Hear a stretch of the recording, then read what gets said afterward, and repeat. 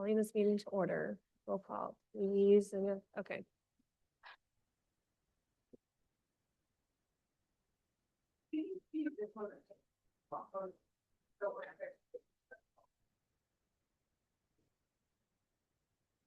Madam Chair, I'm ready to take roll call. Yes, please. Stanislaus County. City of Ceres. Present. City of Houston. City of Modesto. City of Newman. Here. City of Oakdale. City of Patterson. Here. City of Riverbank. Here. City of Turlock. City of Waterford. And that's alternate member Arroyo. Right? Yes. Yes? Is it alternate member Arroyo?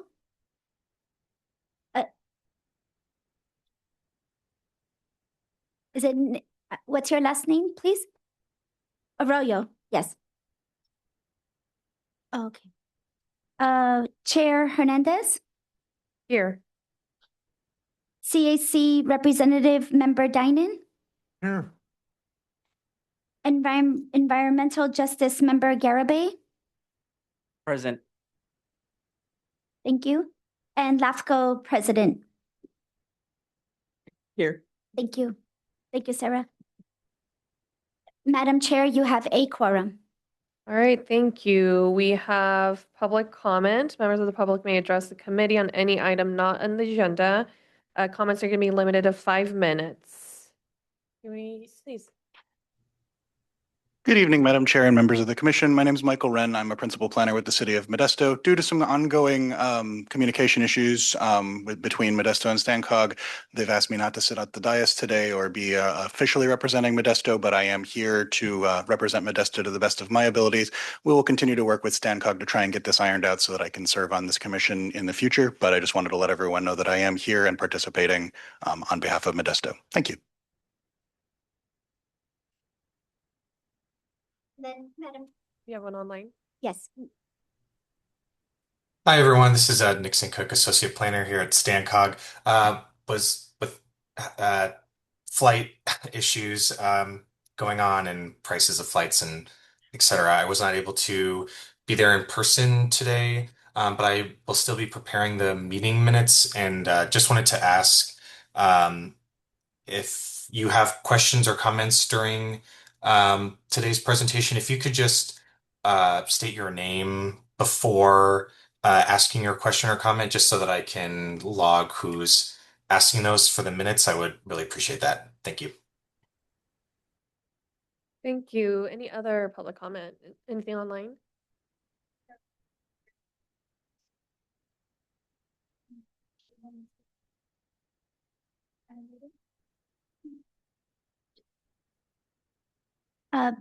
Yes, we have a public comment from Carolyn Newman, and you may unmute yourself, Carolyn.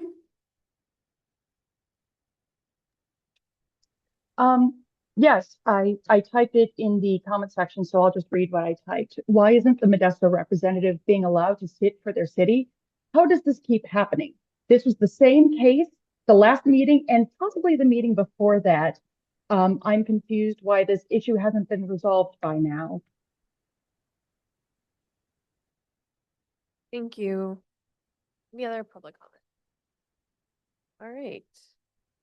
We have the consent calendar. Item A, motion to approve the Valley Vision Stanislaus Steering Committee meeting minutes from August 14th. Any motion or discussion? So moved.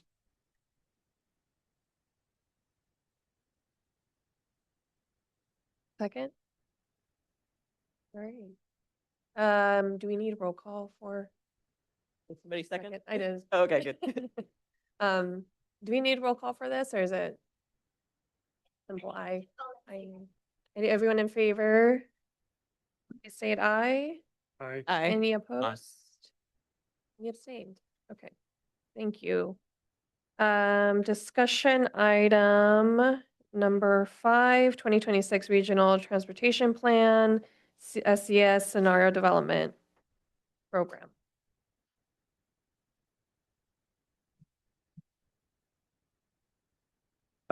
Good afternoon, VVS and Chair. I'll be doing a presentation today. Next slide. Michael Schmidt, Kimley Horn and Associates. Good afternoon again. So here's the major topics I'm going to cover. We're going to cover a broad range of topics today. We're going to start off by talking a little bit more about scenario development, which you'll remember we started that conversation last time. Then I'm going to have another one of my colleagues come online, and they're going to talk about disadvantaged communities, and really only in the sense of the mapping for it. So we've kind of tried to establish the criteria how we're going to evaluate that. And that sounds like a super technical exercise, and it is, but it's important for us for all the other projects because we want to make sure we evaluate them through the lens of how are they impacting disadvantaged communities. I'm going to talk about the SCS support programs. And again, that's kind of a fancy moniker for talking about the middle housing program, the active transportation program, and that VMT mitigation program we alluded to. So we're going to spend a bulk of our time on those. I'm going to update you on public outreach.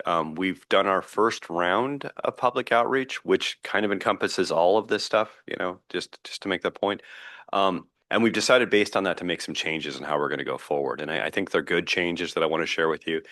Then I'm going to kind of tell you a little scary story about the California air quality waiver getting rescinded and what that means to us. And it's a little bit of a story, nothing to act on, but it's just something we're tracking and we have to make sure we pay attention to because it has potential schedule implications. And I'll give the quick version is I can't do analysis to make sure we're in conformity right now because it's unclear how we do that analysis. And I'll explain what that means when I get there. So I'll give you that little taste. And then we'll talk about next steps. So first slide.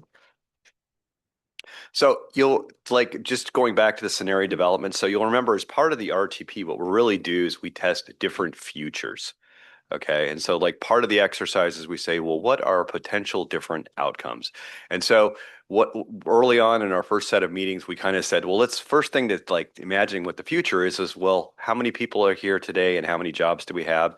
And how many people are in the future and how many jobs do we have? So you'll remember we brought in University of Pacific. We had them do that analysis and we shared that all with you. And you'll kind of remember from that conversation, one of the key takeaways is that with each successive plan, the forecast has been going down. And that's not just true of Stancog, that's true of the whole state. And that's true of the Central Valley, that we're seeing less and less growth over time. It's still positive growth, but it's less. And that matters. And we're going to talk about more about why that matters in a few minutes. Next slide. So this is just a slide. You may remember this from the last time, but this just shows you over time how much growth we had. And you can see, if my eyes are doing me service from this distance, it's about 26,000 employees, new employment over through 2049, and about 26,000 population increase. So that's kind of not a huge amount compared to what we've been looking at in the numbers in the past. So it's really been a decline. And that map on the right, well, that visually shows you where the household growth is going to happen. So you can tell it's kind of continuing to expect to happen in the urbanized areas. And you'll remember how we came to that was, well, we had the University of Pacific, the demographer, do their analysis, look at market forecasts, look at what the state said. And then he met individually with every city to help understand what their thoughts were on growth and where it was going to happen. So this is something we adopted previously and is a reflection of our collected best guess as to what the future holds in terms of population and employment growth. Next slide. So this kind of just reiterates that point, and if you kind of the thing I want you to look at is I kind of want your eye to float over to that chart on the right. You can somewhat ignore the words, but the big green part's just in the ground today. Okay. The little parts, the 14, if you look at the population, the 14,998, well, that's what's going to happen between now and 2035. And 2035 is this really important year because that's when CARB says we have to meet our greenhouse gas requirements.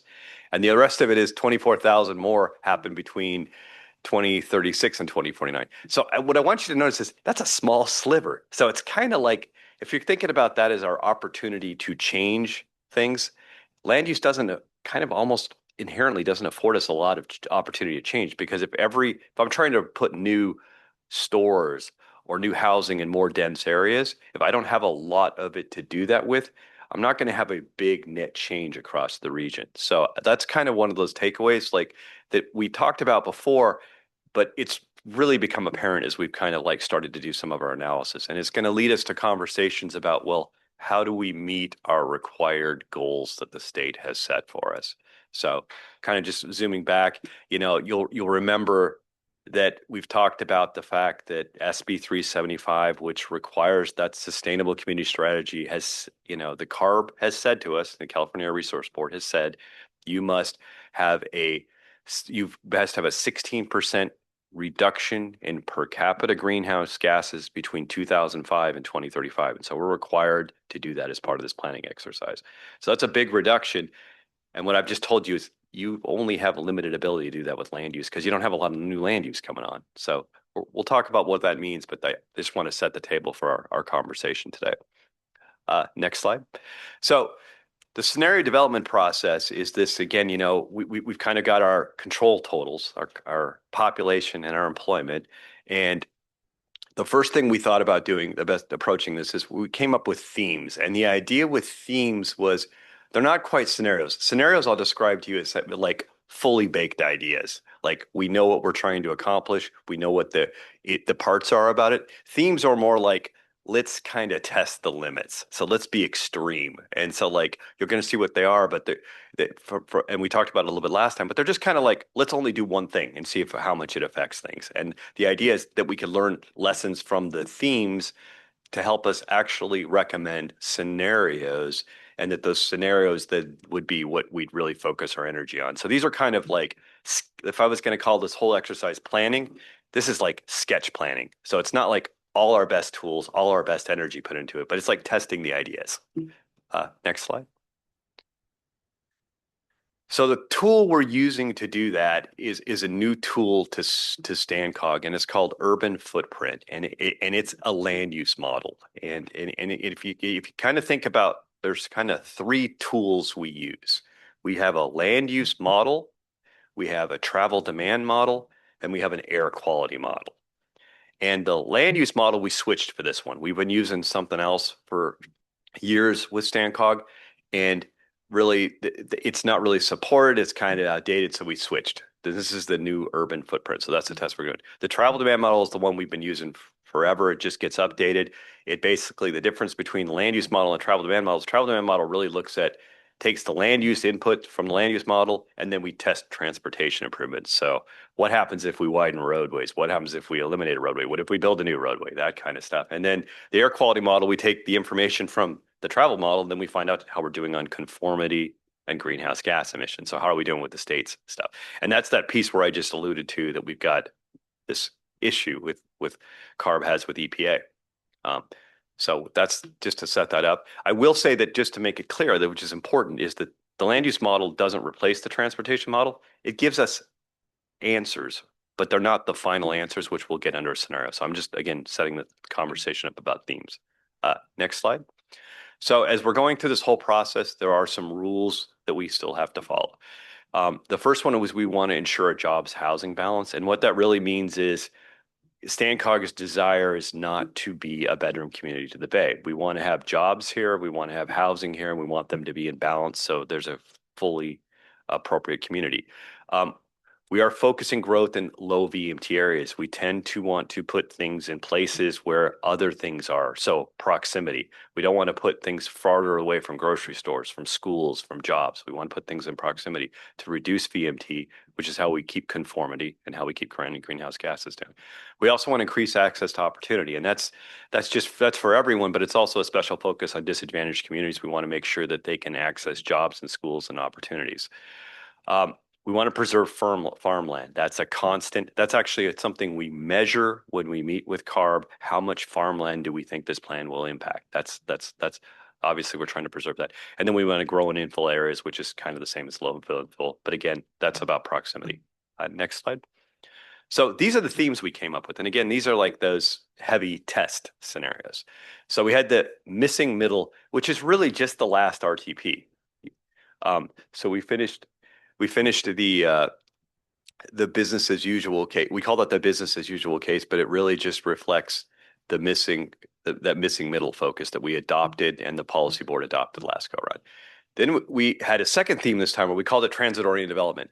And this one we just said, we're going to put all the land use in these that we've kind of designated close to existing transit. Okay. We're not going to like spread it out. We're going to kind of focus it all in one area. Mixed use is where we kind of said, we're going to focus on just doing mixed use. You know, all these sites are going to have jobs, housing and employment together. And then the last one was just really economic development, where we just put it where we thought it was most opportunistic in terms of land and opportunity. So that one was just purposely. So they're all kind of like myopic, unrealistic, but they're testing the limits of what happens with land use. Next slide. So these are just going to give you some figures, you know, like this. It just show that they're kind of extreme ends of it. Business as usual, the new dwelling units, 38% or greater than 20. And then it gives you some average gross acreage. And just, I think what I would just take away from this is you can see like mixed use is very high. You know, the business as usual is the lowest of the bunch. Transit is oriented was higher, you know. So this is testing of variations of density. Next slide. I'd also say that, you know, this is like looking at where those land uses are. This way of testing also tested on being in different areas, you know, and I mean by areas, I mean context, like suburban, urban, further out, like new growth areas are kind of that more further out area, corridor infill areas, and the neighborhoods more of that suburbia. So it's like we're also spreading it across context. So we're testing different context. Next slide. And these are just maps. And I'll just tell you, like, just quickly how we do this is we kind of paint, like we call it painting, but it's like there's information about zoning and all this other great stuff. And we just go in there with a paintbrush and essentially assign the amount that we agreed to when we started this whole exercise. And so these are the different 4 scenarios in one part with Patterson and Newman. Next slide. This shows where Modesto series and Riverbank was. So they're different. And visually, I just want you to take away from this. They're kind of in different areas too, in different locations and stuff like that. So I think this is what I think we can glean from this. This has been a good test of what different land use patterns may affect what we're trying to do here today. Next slide. Then Oakdale, Houston, Waterford, and Turlock. Next slide. And so this is really kind of where it gets more interesting as we kind of navigate over to the, I may have to give me a moment to flip to the slide because my old eyes are not going to quite let me see all that at a distance. So these are where we kind of get into, well, what's the results of this? So urban footprint gives us some general metrics to measure this stuff. And so you can see with the first one, if I look at transit access, it's the percent of residents within a 5-minute walk of all stops. You can see the transit-oriented development, not surprisingly, when I focus it all near transit, has the best implementation of it. Mixed use does well, economic development, less so. But we still have, and it's probably worth noting, is we still have a very high percentage of folks that are within a 5-minute walk of transit, even today or even kind of in the future. Like it's actually transit as well. This isn't necessarily poorly located. There's a lot of folks who have access to it at a distance. And then you look at the next one. This is percent of residents can reach 10% of areas jobs with the 30 minutes using transit. You know, obviously transit-oriented development, I put more folks there that can take transit and get to a 30-minute stop. So, you know, that one surprisingly, yeah, business as usual does the worst. The other two do slightly better on that metric. Next slide. So this is where it started to get interesting, and I think this is where some of the lessons, because this like when you first look at this slide, it's a head scratcher, because I'm telling you that like vehicle miles traveled go up when you have the transit-oriented development on the transit-oriented development one. But doesn't that make sense that it would go down, because isn't that the whole point of transit-oriented development? And I think this is where we started to get into like some of this. Well, what's the effect of these things? And you can see the other ones are kind of in a bunch there, kind of thing. But I think part of what this really started to tell us is, well, not first of all, we would know from experience, not everybody's going to ride transit. You know, I mean, there's some population, there's some segment, we have make some assumptions about transit. We know just from what's happening in the world today, if I went out and looked adjacent to a transit stop, not everyone rides it. So me locating everybody close to it may have also put some people in some less opportunistic locations in terms of where they wanted to be in growth. So that's part of this effect, is we're literally just put everybody there. So that I don't think we realized that didn't work.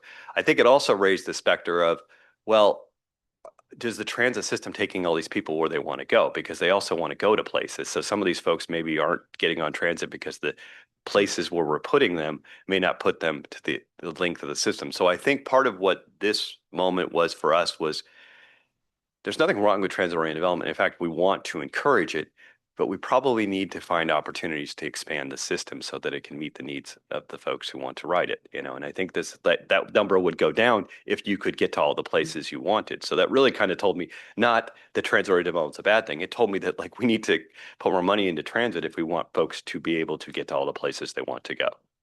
Next slide. And so this is just kind of building on that. It's like this is just kind of a green set of or a set of metrics where we just kind of compared these themes side by side. And I've got the next two slides will really kind of bring us all together. But really the first line is really important, is that we kind of don't really move the needle that much with growth because we're still less than 1% greenhouse gases between all of them. Like the business as usual case, the three themes I just tested, we didn't move the needle a ton. It looks like it when I show you those bar graphs, but we didn't move the needle a ton. And that's part and part just because growth is so low. Jobs, housing balance, these are like really subtle differences, but that got worse under the transitory development one. That's probably, again, because the system needs to be built out more to accommodate that scenario. Economic development, it's the jobs, housing balance, the location of them actually got a little bit worst. And you can kind of let your eye go through it, and they do varying degrees of things well. All of them preserve land better than the base case, which is good. So that tells us if we want to preserve agricultural land, we need to continue, not surprisingly, to build in places that are already built. And then the growth in infill, they all did well except for the economic development. The economic development, if you kind of look at it, and that doesn't mean that the other ones don't have economic development. This is just the extreme version of it. Kind of fared the worst out of them, maybe. The mixed use fared just as well. And then the trans-oriented development just really led us to say more transit is needed if we want transit to be effective. Next slide.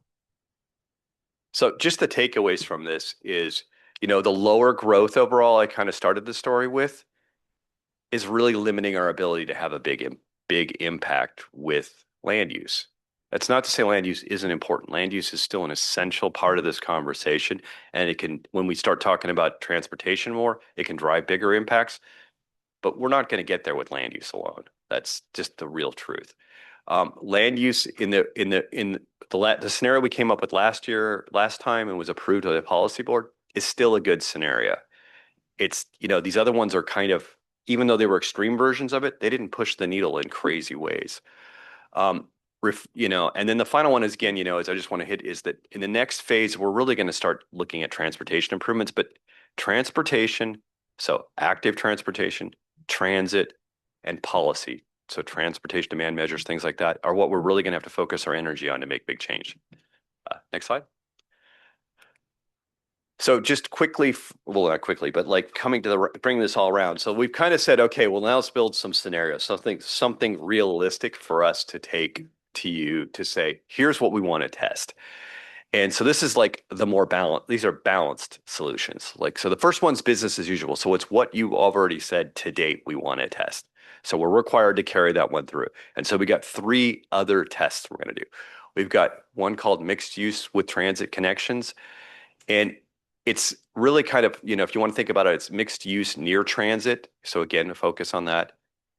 Additional BRT routes. So it's more than the single BRT route you approved last time in your program. This is more BRT.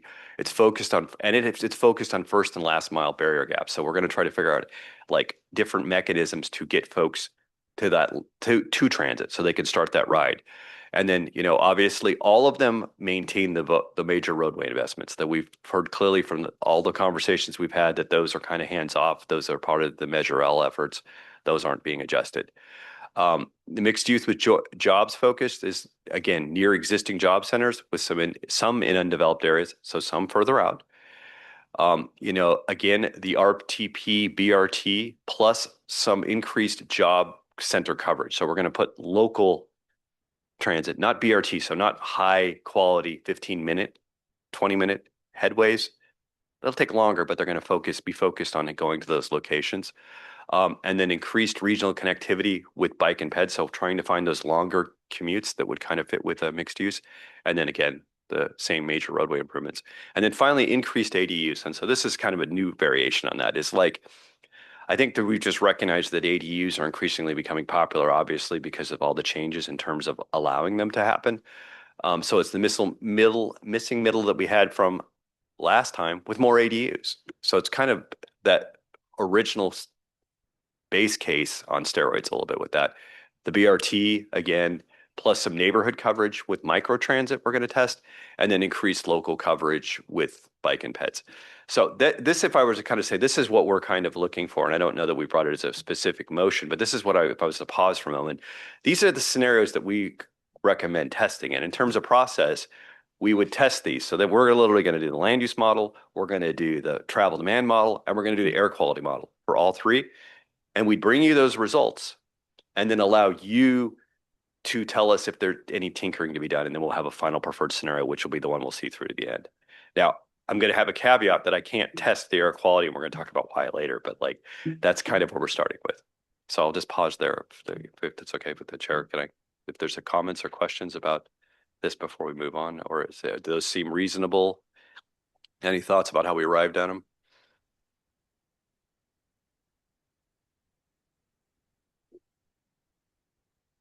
Okay, go ahead. Sure. Can you explain what BRT is? Yeah, sure. It's bus rapid transit.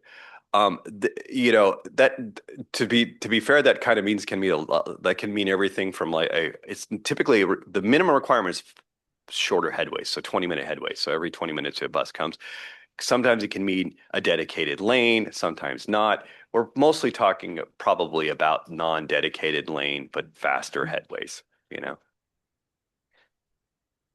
Then the other question was around major roadway investments. That's through Measure L. That's what. Yeah, I think it's like North County Corridor, those are the other voter initiatives, things that are already in the plan that have been tracking for a long time. I think you know, we're not intending to suggest, hey, don't build one of those because it's a negative. You know, I think all the capacity improving projects, I think we've heard from time after time that those are a priority for the member jurisdictions and that they're not looking to make any major changes to those programs. And then the last question is, have you considered like not just mixed youth with job focus, but like also basic necessity destinations like medical facilities or grocery stores where people travel to consistently?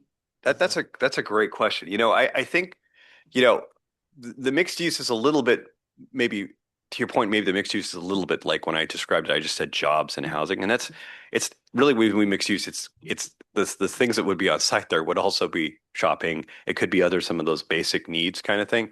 And really the idea is really with mixed use is just to put the things that you need in closer proximity. Probably schools are the only thing I'd leave out of that list. But yeah, I think medical and stuff like that.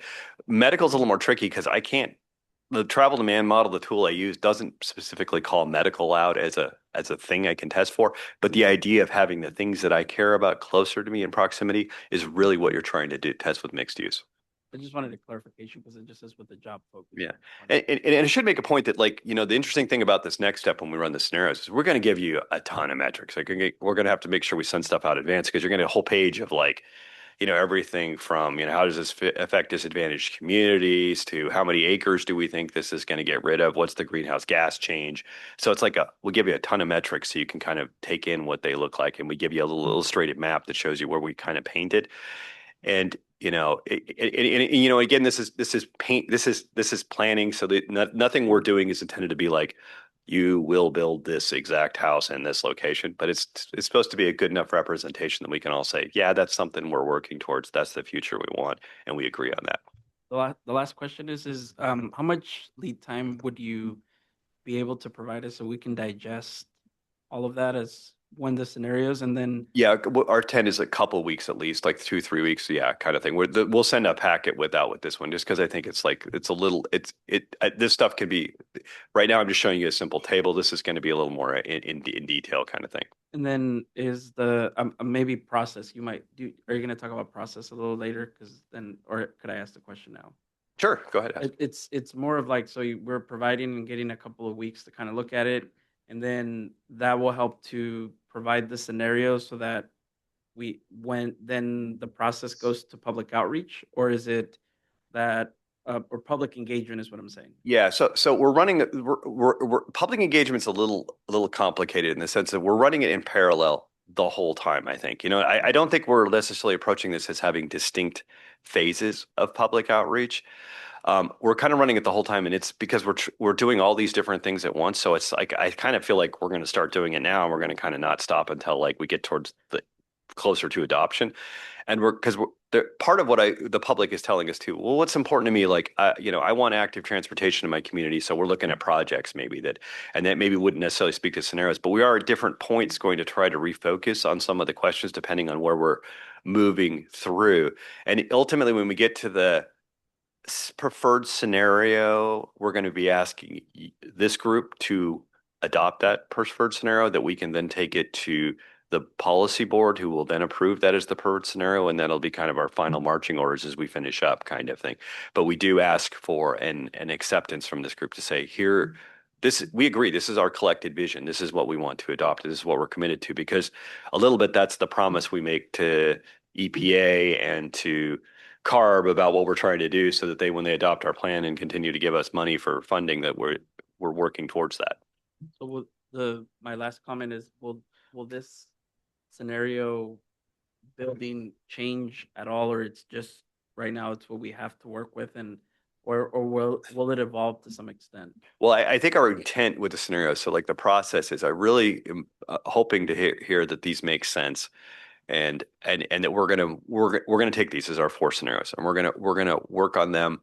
I'm going in January to the policy board. I think it's January.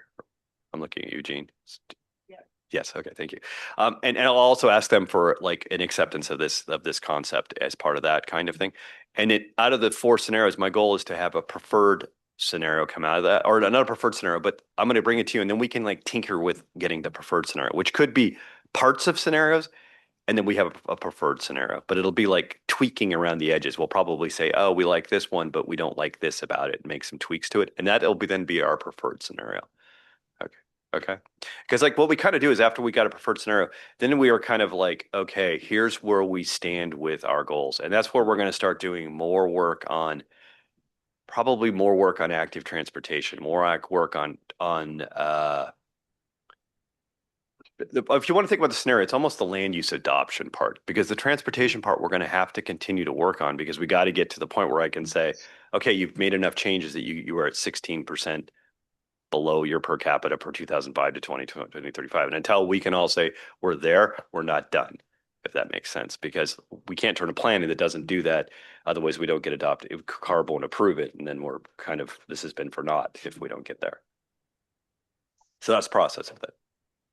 It's maybe a little different than we've done it in the past because it's moving a little bit faster, but that's partly just because of a little bit of the late start with the rework. And so it'll land with the policy board as a whole in January. yes. And do we meet?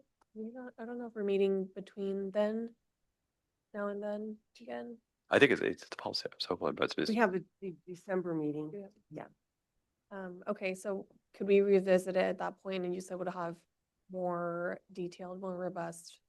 Well, no. So the policy board, I'm just going to ask to approve the scenarios. I'm not going to ask them to approve a preferred scenario. I'm just going to make sure that they're okay with. We're going to probably start working on it, but I just want to I want them to say yes, you didn't miss anything big. I'm not uncomfortable with your direction. I'm not asking you to adopt anything necessarily, but I want you to say yes, this is the right direction your analysis is going in. Yeah, so I guess what I was getting at is if this group, if we could revisit this again just briefly in December to kind of give some feedback to take to the policy board as a whole, I would love to report that out to them as what you're all learning from this and taking from this over the next couple months. That's good. So you want the VVS to meet again? I'm not really following. Right, because we are right in December. Is that what you said? No, the VVS, Right, not the yes. policy board. I'm sorry, I missed. Okay. No, I meant VVS. Okay, so I was wondering, I would really love feedback from this group is what I'm saying before it gets, so I can give some feedback to the policy board come January. What's the best way to do that as we get information from you? I'm open to whatever format you'd like. I mean, we could individually reach out to folks, or just take feedback in directly if you wanted to, or if you wanted to set a meeting up, whatever your pleasures, we'll accommodate. Sure, everyone wants to meet again. How would you all, unless you do, how would you all like to provide the feedback before January?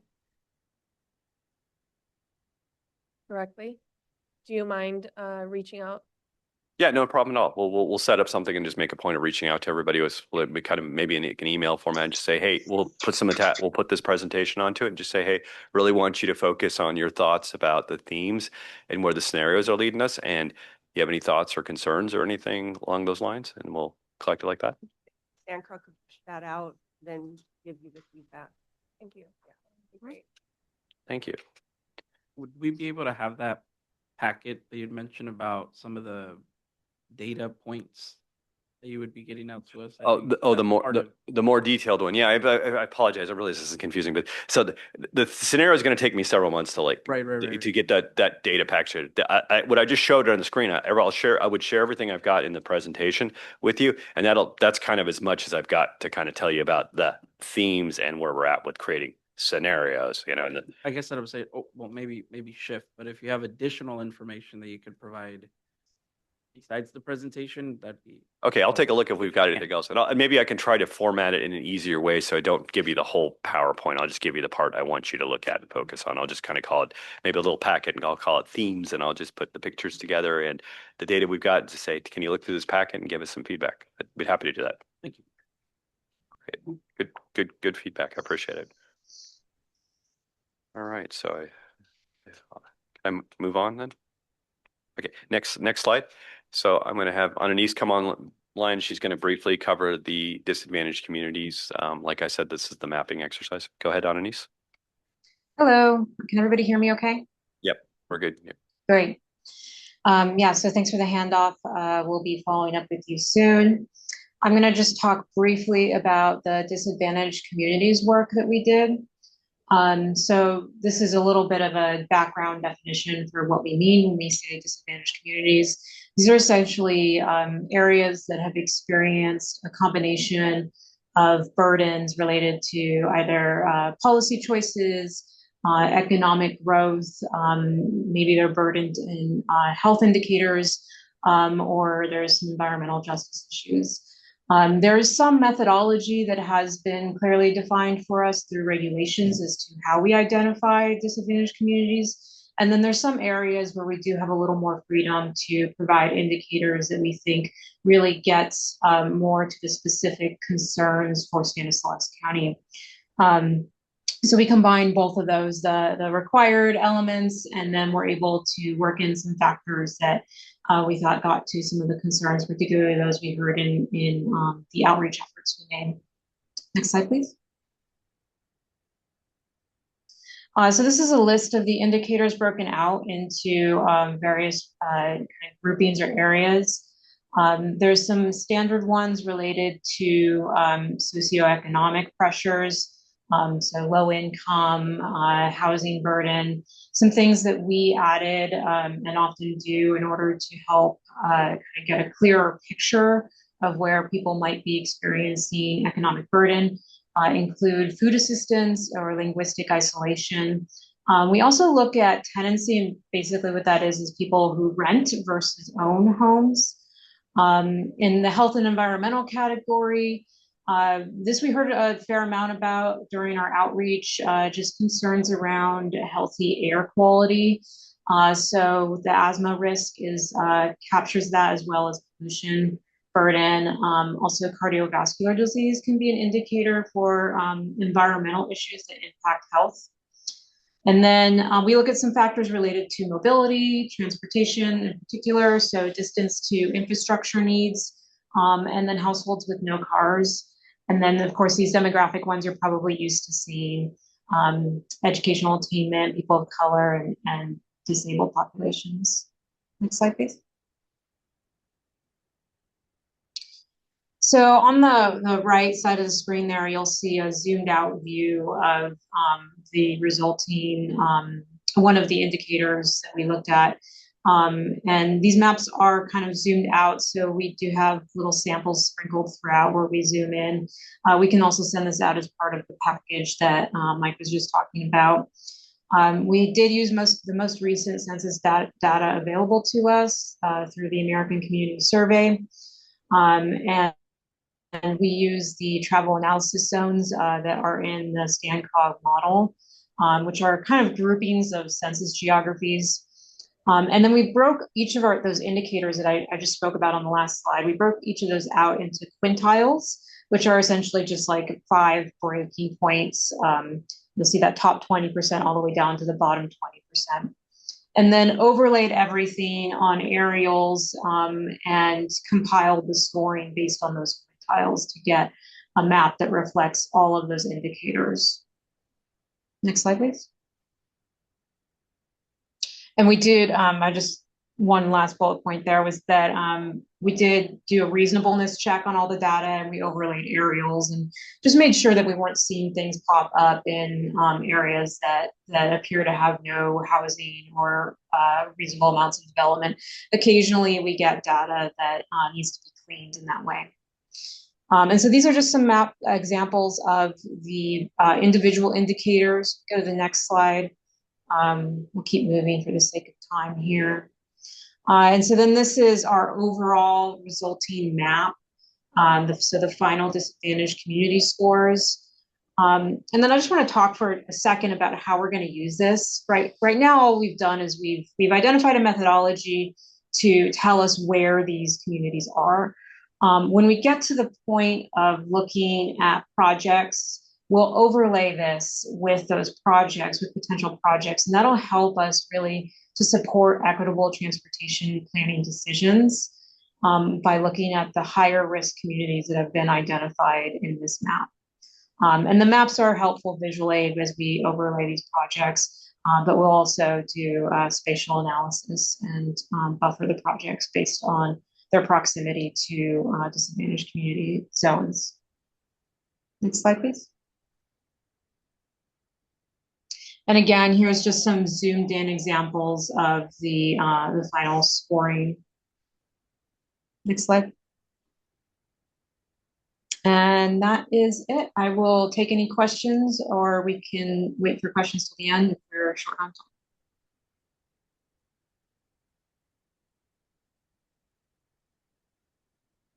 Any questions?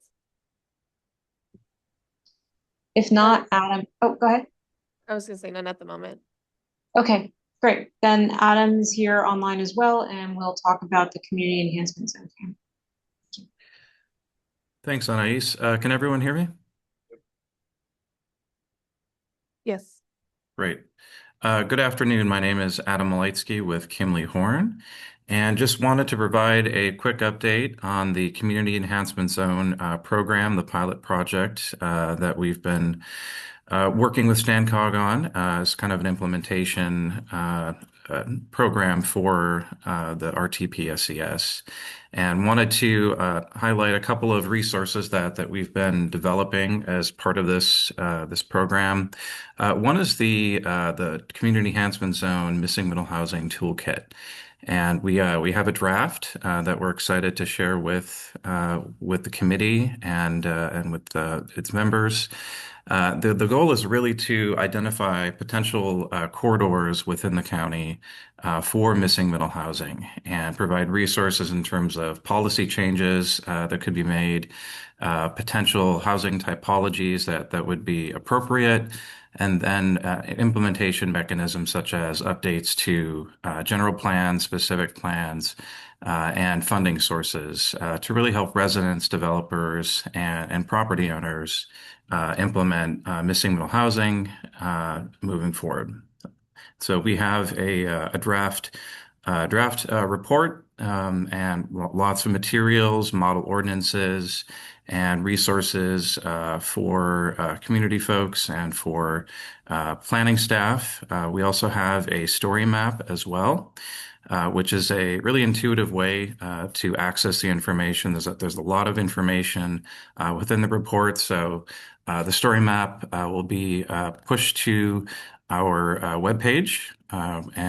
So this is an easy way to access the information, and we can follow up with links to that resource shortly.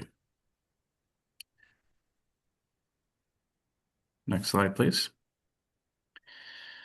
And again, providing additional resources for missing middle housing. That was the base case, as Mike mentioned during the last RTPSCS, and one of the 4 scenarios that will be considered or we are recommending moving forward. So that's looking at roughly housing that is between 18 and 35 units an acre, duplexes, ADUs, triplexes, and really intended to be housing that fits within the existing character of some of the more urban corridors within the county. And here are just some excerpts from the Missing Middle Housing Toolkit. Again, providing visual examples when we hope to use these typologies that we've created and this resource as we start the vision process just in a couple of weeks here. Next slide. To the extent possible, we tried to find local examples of missing middle housing that are relevant for folks who are living and working within Stanislaus County.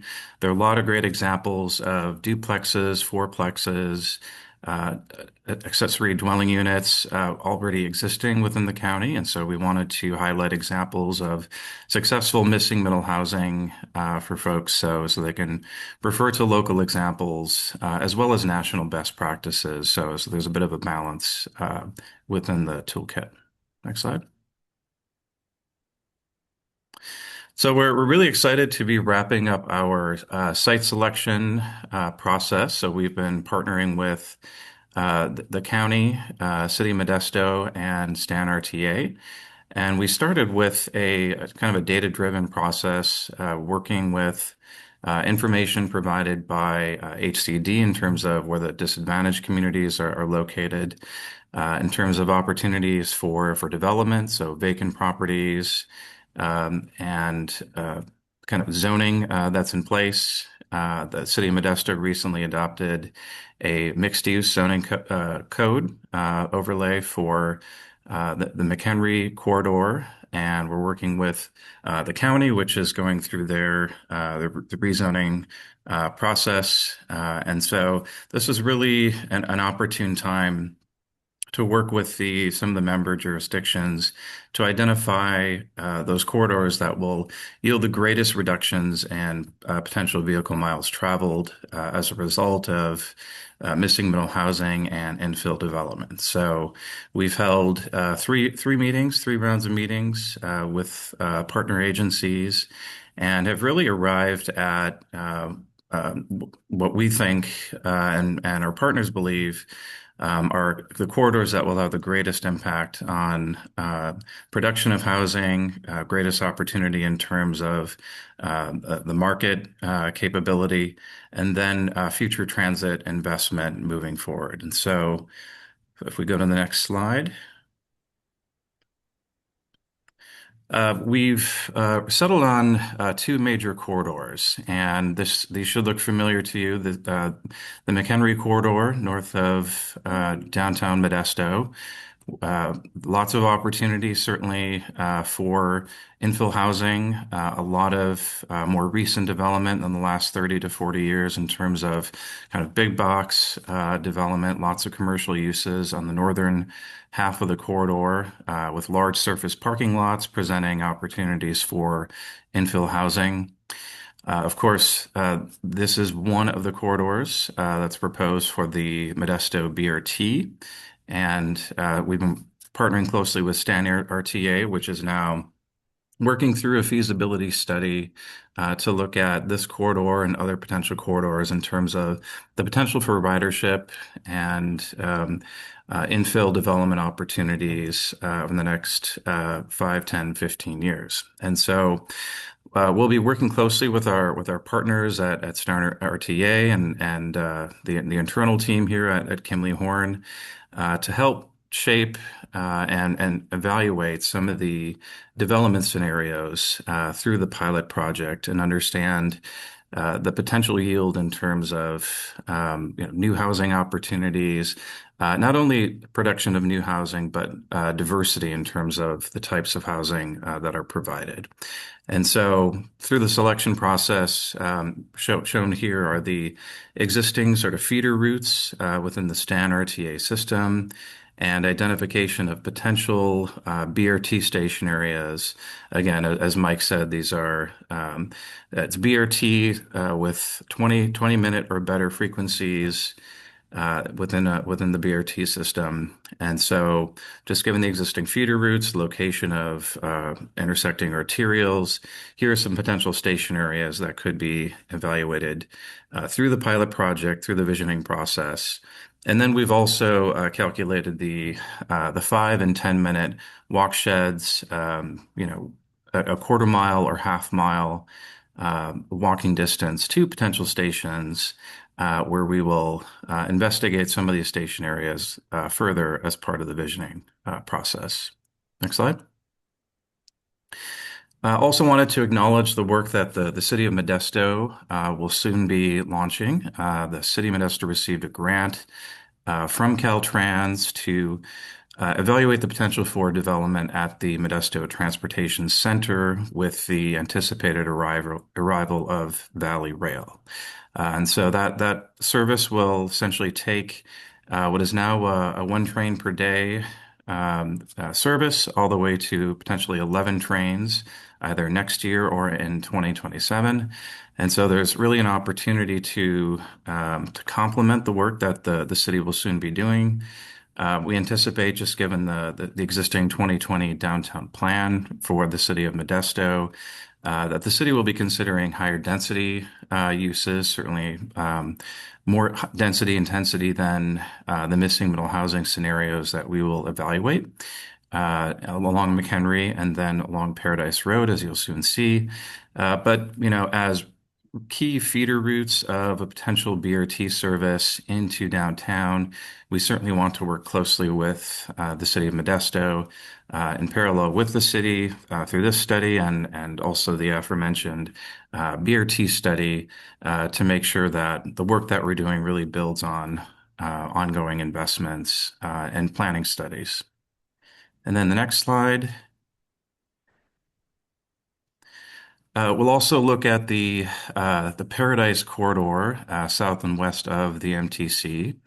And this is an exciting opportunity to work with the county. This is one of a handful of locations within the City of Modesto sphere of influence, where there is an opportunity within unincorporated county land for infill development and for intensification around a potential BRT corridor. And so we've identified, just given the development opportunities, vacant land, the mix of uses in place, ridership, boarding information, two potential stations that we'll evaluate, one at Paradise and Sutter, and then another potential terminal station at Paradise and Carpenter. And so we're excited to partner with Stanislaus County and the planning team to evaluate these areas for potential infill housing, understand, run models on ridership impacts, on potential VMT reduction, and again, use this visioning effort as a test case for how to further reduce VMT and bring folks, closer to jobs and transit opportunities. And here's an example, just doing a deeper dive. Ultimately, within those stations, 10 or so stations that have been identified, we will move forward with three stations that are generally representative of other opportunities for missing middle housing and infill development within the county. And so likely one station along the Paradise Corridor and one or two stations within the McHenry Corridor. And so within the next couple of weeks, We anticipate scheduling another meeting with the county, the city of Modesto, and Stan RTA. We hope that will be an in-person discussion, and we'd really like to kick off the visioning effort, select up to 2 to 3 station areas for further study, and talk about moving forward how all 3 partners can collectively plan for and create a vision for these potential station areas. Next slide, please. So something we really focused on in the toolkit are, again, regional place types, and closer to the downtown core along McHenry, there are sort of rings of growth generally that have occurred over the past 50 to 70 years.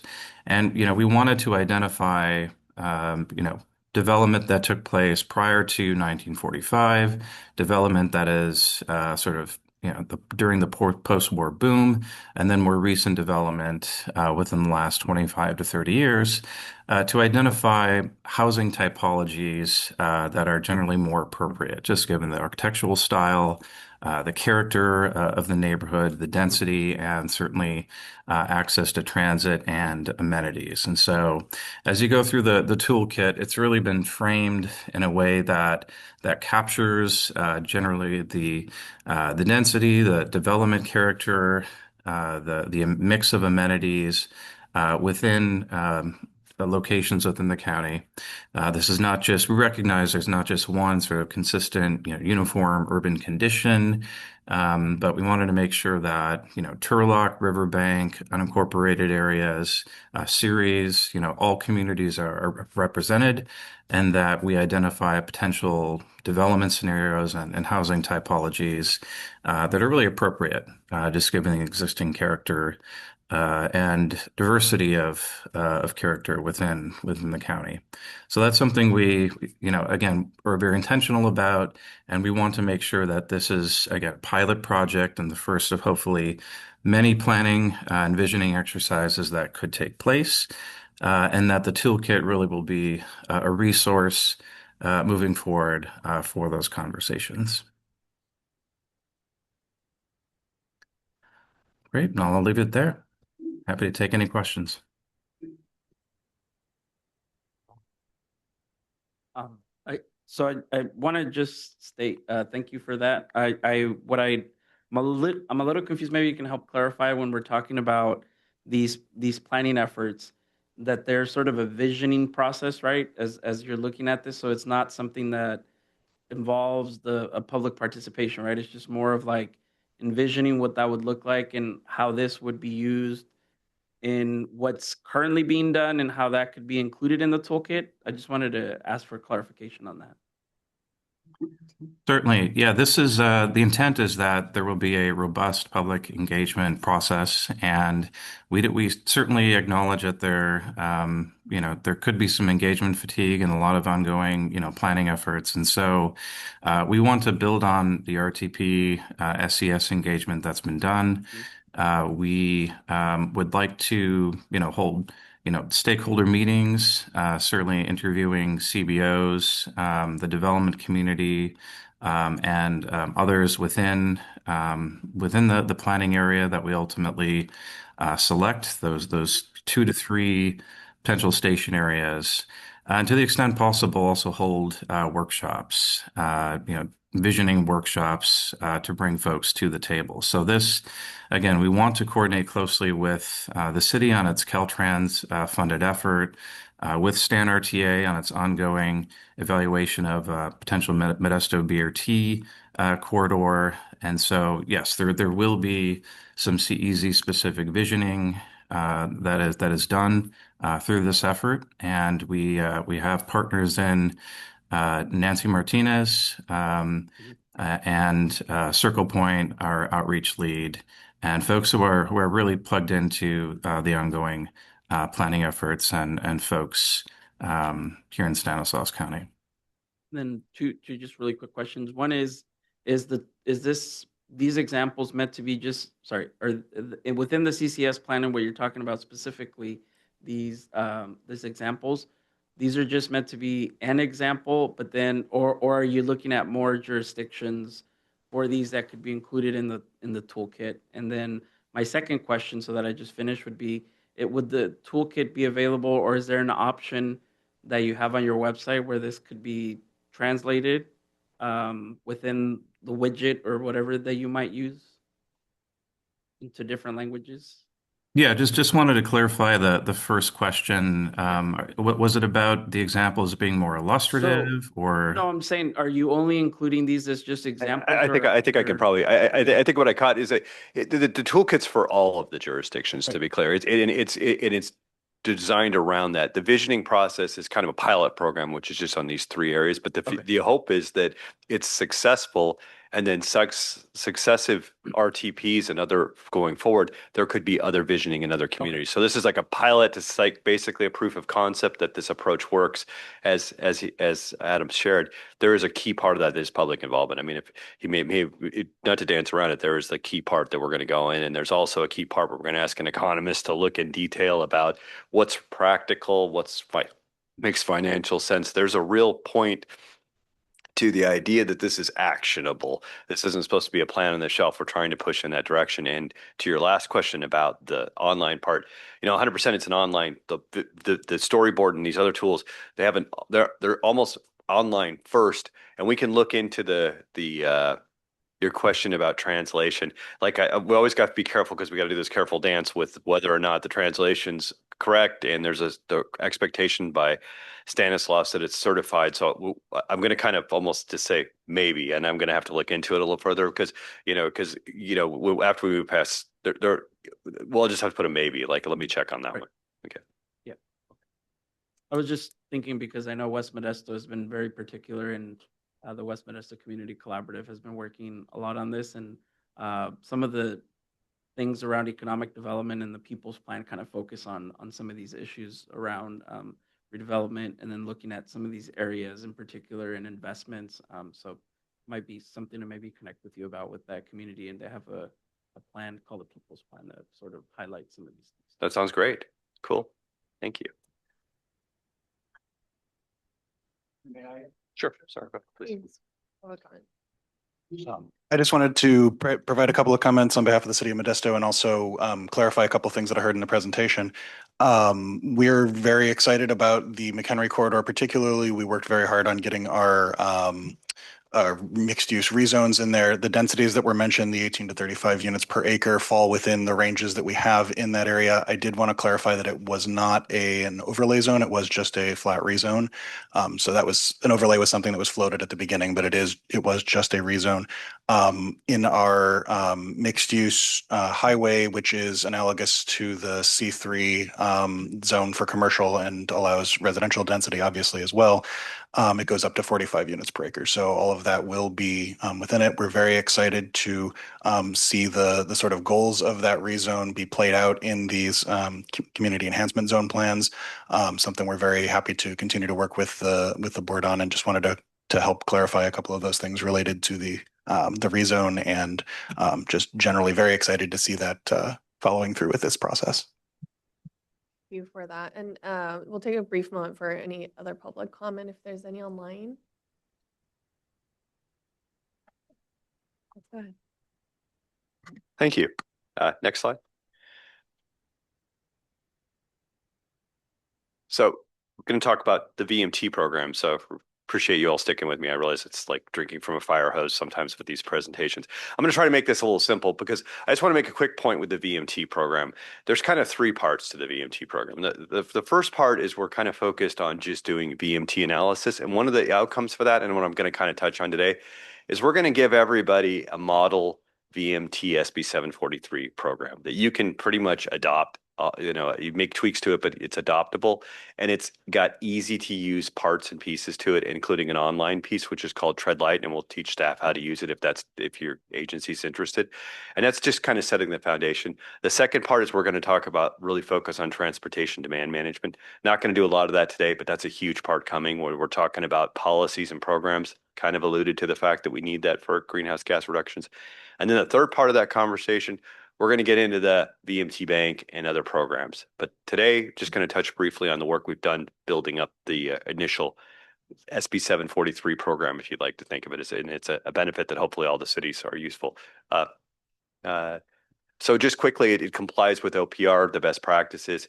You'll see up on the screen, basically we've used the travel demand model to do calculations for every agency. We've also done mapping for every agency. We took the travel demand model and figured out basically what's your average VMT in your community, what's the county's average VMT for different land uses. And if you think about how, if you're familiar with how SB 743 works, basically a new project comes in, you got to analyze it, and this is a tool to help you do that quickly and easily. Hopefully cuts down on like questions around it and makes it like a super almost mouse click adventure, and like avoid like having to hire outside consultants and do a lot of extra work to like get at it. So like a lot of agencies use this approach as kind of for a lot of projects that are just like 5 mouse clicks and we're kind of done kind of thing. Maybe I'm oversimplifying a bit, but it's intended to be that easy. Next slide. These are just, again, just want to allude to the fact that we've like the program will have recommendations for all types of land uses, like some of the stuff like, we talk about, how we would handle retail, how we handle other employment, other customers, and it'll be all spelled out in a simple format kind of thing. So it'll be hopefully a resource that everyone finds useful. Next slide. These are just some of the screening maps you're going to get, which will be specific to your agency. But basically, what screening maps are fancy ways of saying we're a low VMT, we're a high VMT, we're kind of middle VMT areas. And so red is where they're high VMT. They would likely require mitigation under CEQA.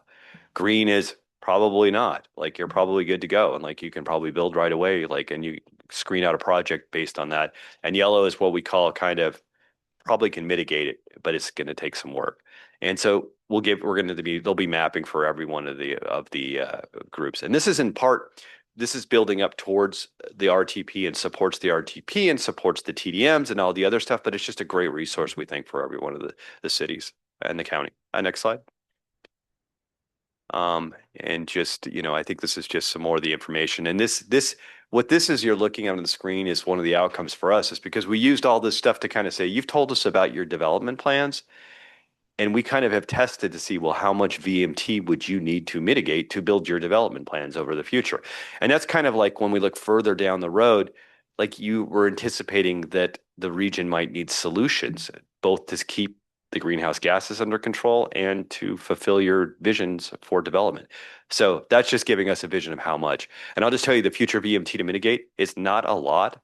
So the size of the program could be pretty small. Those when I look at those numbers at the bottom, like 1,000 VMT or 30,000 employment, those aren't big numbers for us. So like that just says that the need for a substantial program probably isn't there. Maybe different for roadway, but for development, not huge needs. Next slide. So that kind of ties up the VMT part. I know everyone can't get enough VMT, but well, that's all we have for today. They're going to talk about the not motorized transportation plan. We had a great meeting with the bicycle technical advisory committee this morning. I don't think I'm getting the name right, but the BPAC, I think, the BPAC. And so we did an extended presentation with them, spent an hour and 15 minutes probably talking with them about that. So we got some great input, and we also committed to come back to them in January, I believe, to talk more about it. So that's just a really neat group that's really focused on bicycle and pedestrian considerations. And so just want to quickly update you on where we're at with that work. Like I said, we spent more time with them on this, but the existing conditions report is done. So that's kind of what are your existing plans. As part of that, we've done a plan review. And then we also developed a memorandum kind of describing the key connectivity nodes. And I'm going to show you some pictures in just a moment to make sense of this, but how alignment with the existing plans are, some things that we're also ongoing meetings with every agency. And those meetings are individual agency meetings to talk about bike and ped, and also just find out how's BMT, how's SB 743 going for you? Do you have a lot of needs, concerns? How can we help you? So those meetings are ongoing. So this next slide just shows you what I'd call the county activity nodes. And this is kind of like, I just want you to go through the process of thinking how we're building up our plan, because the StanCog's job isn't necessarily to go into every jurisdiction and say, here's exactly what your bike plan needs to be. They're kind of more concerned about the larger, more connected parts of the elements and how we can provide connections between communities and what are those high level needs that would really belong in the RTP. So we start with kind of where is the density of employment and anchors for regional connectivity. So these are like activity areas where a lot of people live, that kind of thing. And this heat map kind of shows you that. Next slide. And these dots are just kind of building on that. So these are kind of jurisdictional agnostic. So we don't really care where they are in terms of what city or the county or anything like that. These are just places that jump up when we do that kind of analysis. So these are places that we think would naturally want to connect to each other. So that's kind of the line. And I'll tell you, like the lines, those are direct lines to those things. So in a perfect world, you could ride your bike or walk those things, irrespective if there's a canal, a mountain, everything else with you. We call them desired lines. They're kind of like when you walk out, you're walking along the street and you see a path through the grass and you're like, oh, they didn't follow the sidewalk. They just kind of did their direct route. This is the direct way, but not necessarily on our way. Next slide.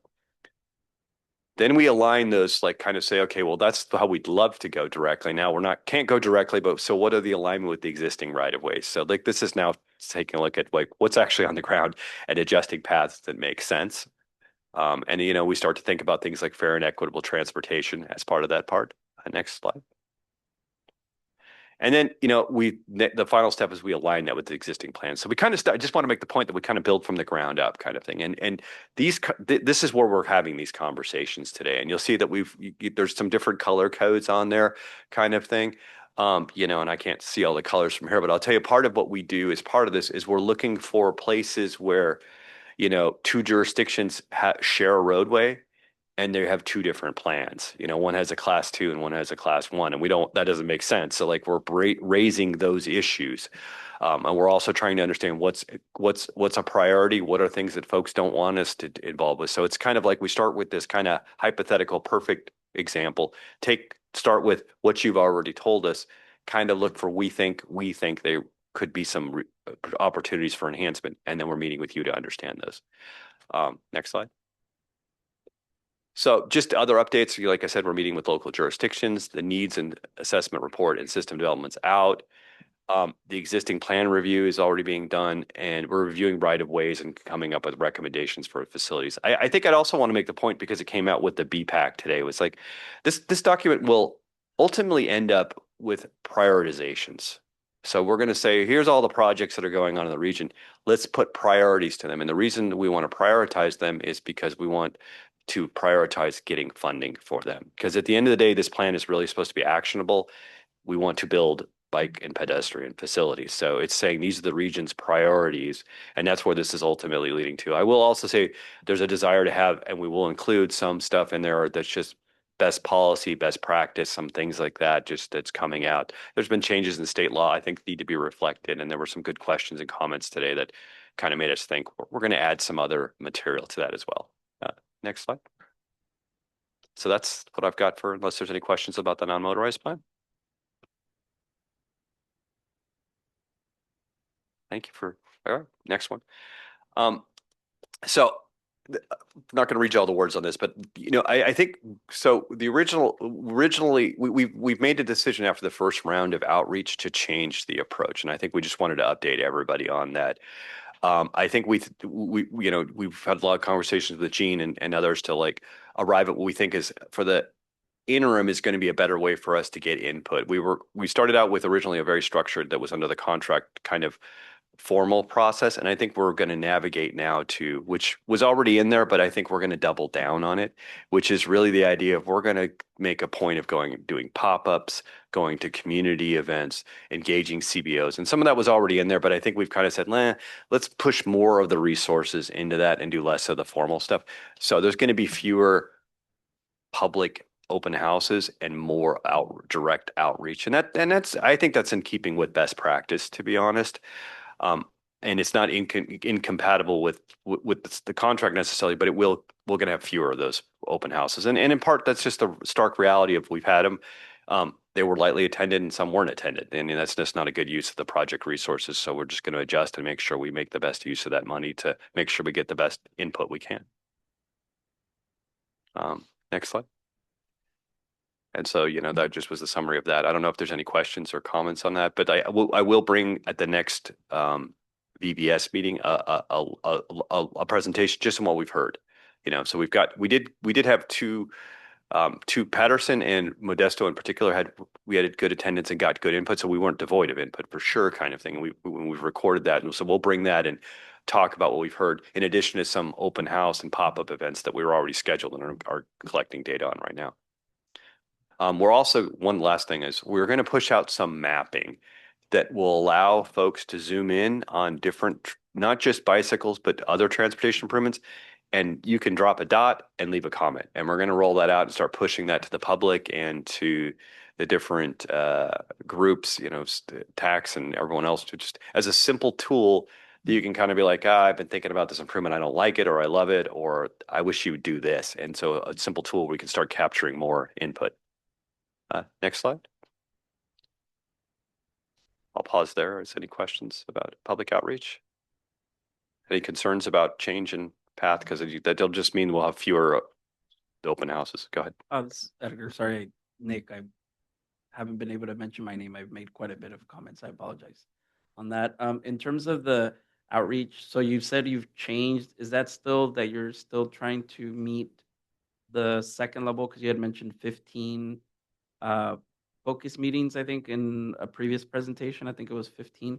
So that changed in terms of the engagement numbers, or is just retooling and trying to see as much outreach that could be done? I think really what I'd say it really changes. I don't think the structured part, the 15, like we're going to meet with CBOs or individuals like that. I don't think that's changed so much as we're really kind of do the pop up and the go to public events. And the idea behind that is we're going to kind of just set up on the side and try to kind of like people are walking by and say, hey, you got a minute? Can we talk about what your thoughts are about transportation? So kind of go to where they're at, rather than just, trying to corner folks who already have an interest in transportation. Try to give folks that probably aren't thinking about this every day and, okay, well, I'll give you a minute. Let me tell you what I think, kind of thing. And then if there's any suggestions as far as like whether it's community-based organizations or events that are upcoming, do we reach out to StanCog and they'll reach out to you? Or? You can reach out directly to me too. We've got a team. Like I'm not. Nancy Martinez from Debrief is handling some of our local engagement. She actually has her office in this building, so she's literally the one that's kind of like helping us guide to make sure we don't miss anybody. But we're going to build on what we did last time with the CBOs. But I think we're going to try to do an even better job of it. Let's put it that way. I can reach out to her. I have her contact. That's awesome. Like we'll take all input. If you have a group or something that you think we should be talking to, or an event, we're looking for those. So, thank you. Other questions? Great. Okay. Well, this is near the end. Thank you for sticking with me.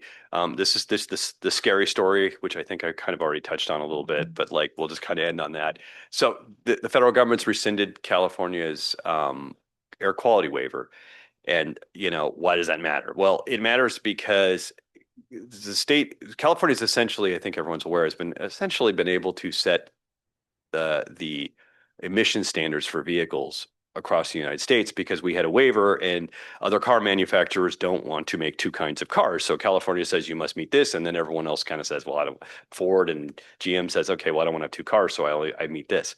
Well, that has been rescinded. So California can't effectively set those standards for everyone any longer. And the reason it matters to us is that also affects the assumptions that we use to model. So when I talked about those at the beginning, we've got land use model, travel demand model, air quality model. Well, that air quality model is now been invalidated. So everyone in the state has an inability to find out, are we meeting conformity for EPA?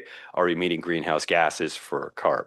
We can't do that right now because there's some question about what that model needs to look like. So there are ongoing negotiations with EPA and CARB, and StanCog and the other Central Valley MPOs are represented by a single person, Alex. I don't know, his last name is going to escape me. Marcucci, thank you. Who's with Trinity, and she's kind of leading that charge. I've been talking to her because this is a particular importance to StanCog, because if this goes the wrong way, we have a conformity issue. And that's like a huge problem. And I'm only telling you the scary story just to tell you that it may be schedule implications as we work through this process. So we may have a few starts and stops because with the RTP, we have to be careful that we don't get so far ahead to committing to a path only to find out that path doesn't end in success. So we're a little stuck because we're driving without blind a little bit because I can't test everything and know that it's the actual numbers. So we're going to keep moving forward as well as we can because we have a schedule to maintain, but there could be some twists and turns. We're hoping that this will be a general solution will be resolved in the next couple of months, and then it'll be formalized later, and the general solution will be enough for us to track on, but it's something we're watching closely, and we're concerned about, and the other Central Valley MPOs and are concerned about because um, the wrong outcome could drive a complicated air problem that we'd have to resolve. And it's in some ways, it's almost a modeling problem more than anything else. But unfortunately, if we can't meet conformity, we have to like revisit a bunch of stuff. So just that's my scary story to end the meeting on. So just so you're aware of what we're focused on. Next slide.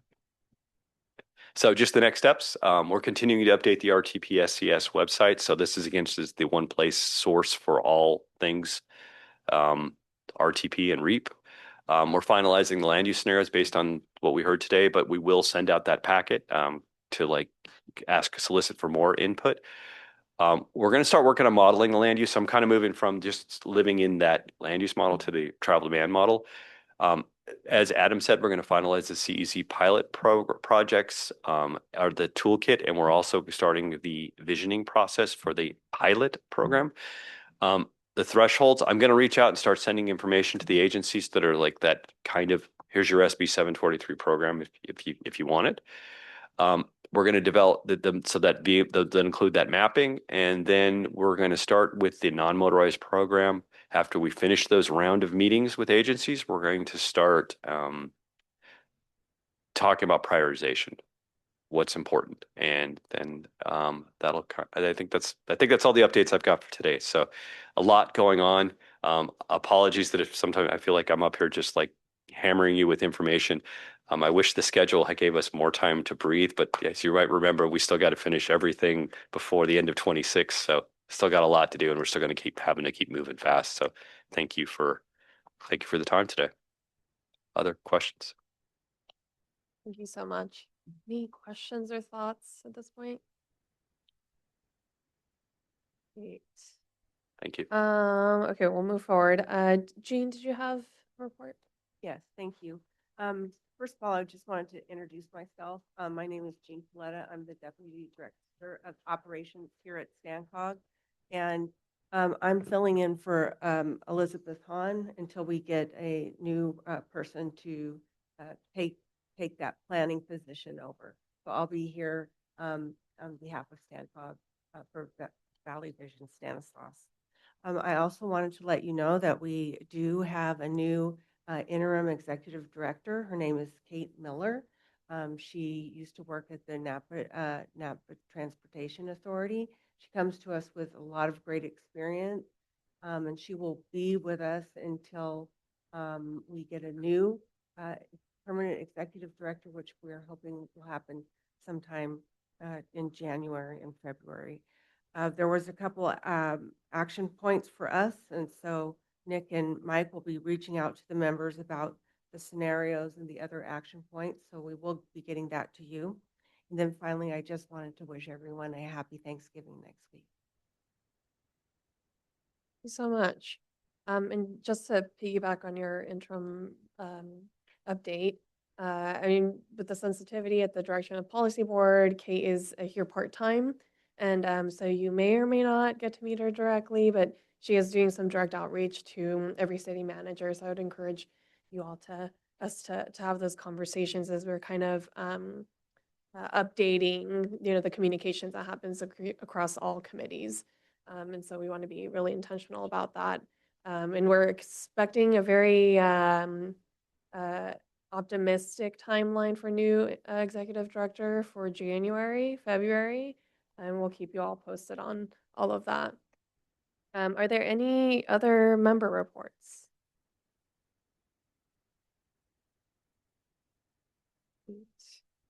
Next meeting is TBD, so We will adjourn at 2:26 and we'll see you all soon. Thank you so much.